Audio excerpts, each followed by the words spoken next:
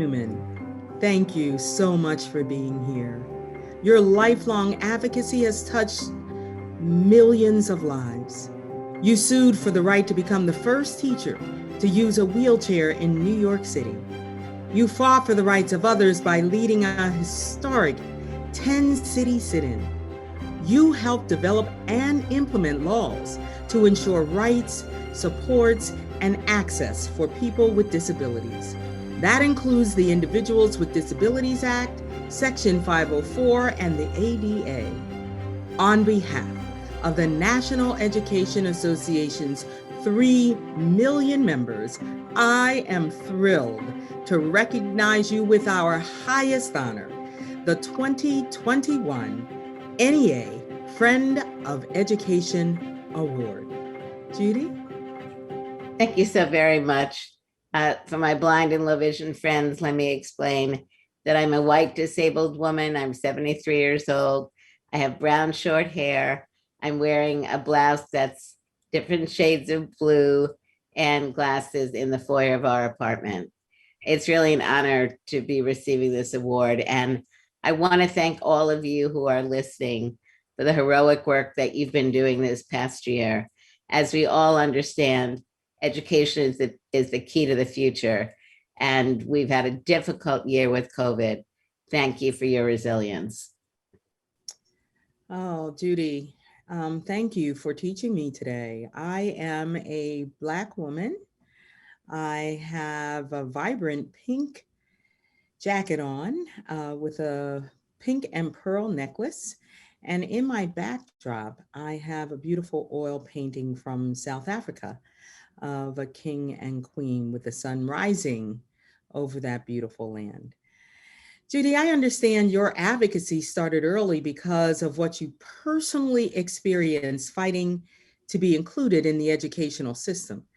Can you share with our members just a little more about your personal journey and why you felt compelled to dedicate your life to becoming this unapologetic and fierce advocate?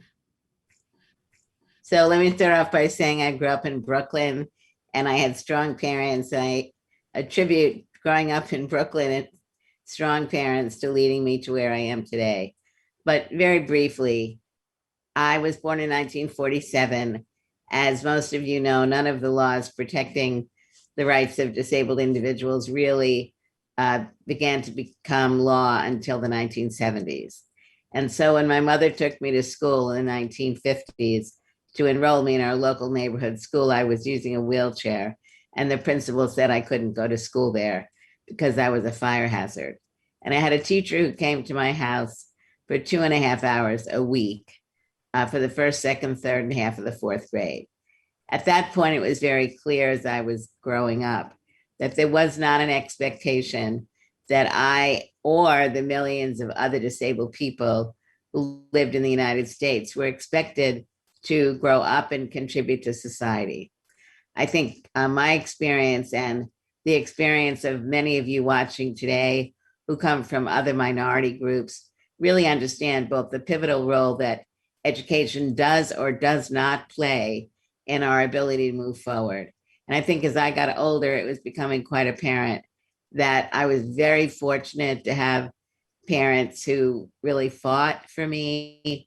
They were immigrants from Germany. My father didn't graduate high school, but nonetheless, they really respected and valued education and taught me that it was really my responsibility not only to continue to pursue education for myself, but really my strong belief that we are not going to be a country that is truly democratic if all children are not able to receive the education they need, whether they're white, Black, brown, indigenous, disabled, or not.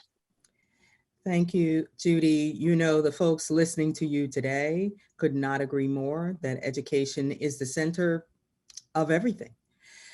You also had the opportunity to work for the Department of Education. So you have this unique perspective as a former teacher, having that chance to have an impact on education policy.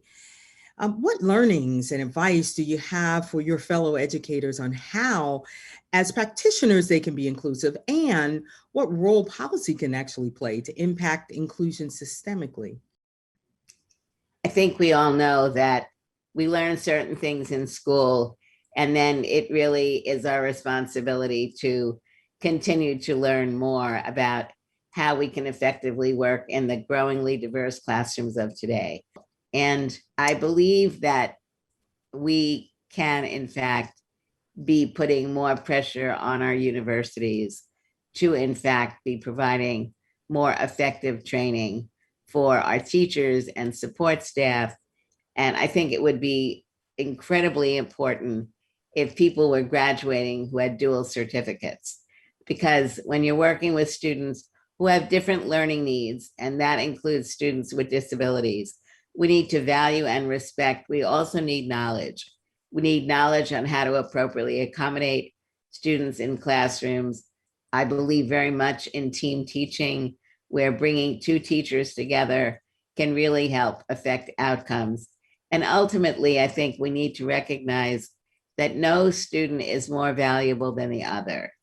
And I know that can be challenging with students that we're working with who have needs that we are not necessarily adequately trained to assist those students with, but relegating students to a separate classroom, not receiving appropriate education, looking at overrepresentation of children from certain communities in classrooms where the learning is not going on as it needs to, looking at what's happening with the incarceration of young disabled individuals and the role that we need to play. These are things that collectively we need to be working on, and really making the Congress understand that public education is vital, that we are committed to public education, ensuring that all children learn, and that it is their responsibility to work with us to ensure that we are spending our dollars wisely in school, in the classroom, in supporting services, and not allowing children to fall out of the system.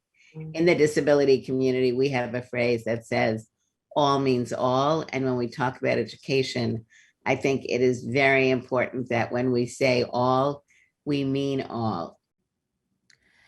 Thank you, Judy, for centering this conversation in that all. And if we truly mean all, that we have to do the things that you just laid out for us, and we cannot stop now.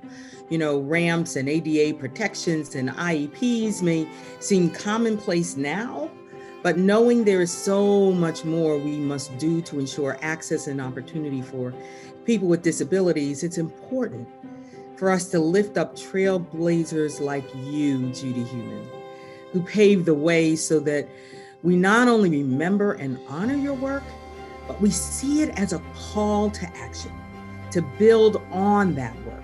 So all, just like you said, it is the all of our students can live into their brilliance. Thank you, Judy, for your courageous work and your just continued dedication. Thank you for being here to accept the 2021 NEA Friend of Education Award. Thank you all, and I hope to see you in person. Bye-bye.